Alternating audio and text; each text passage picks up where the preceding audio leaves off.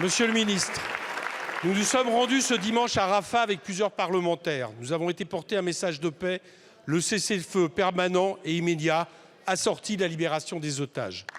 Nous y avons rencontré les 6 médecins humanitaires français sortis de Gaza ce lundi. Je vais me donner ma voix à l'un d'eux, Raphaël Pitti.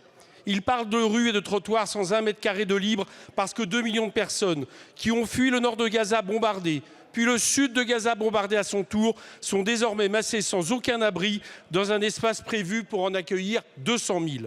Il décrit leur hôpital, le seul à peu près intact, comme un chaos sanitaire. 1/3 des patients sont des victimes des bombardements et des snipers israéliens.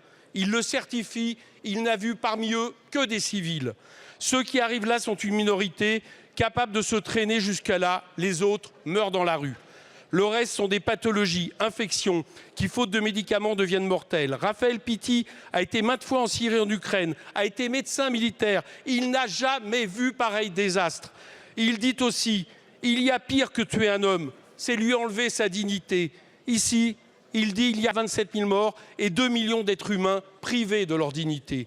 Quand on demande que pensez-vous du risque génocidaire énoncé par la Cour de justice internationale, les 6 répondent en même temps, le génocide est en cours.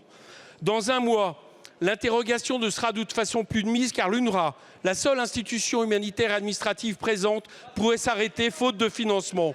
Pour Raphaël Pitti, si l'UNRWA s'arrête, la population est condamnée.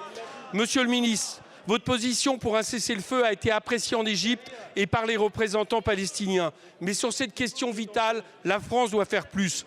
La France n'a pas suspendu son aide, mais pouvez-vous nous affirmer qu'elle s'engagera à poursuivre les versements à l'UNRWA, au moins jusqu'au rendu du groupe d'évaluation de sa neutralité créé par l'ONU et mené par Catherine Colonna?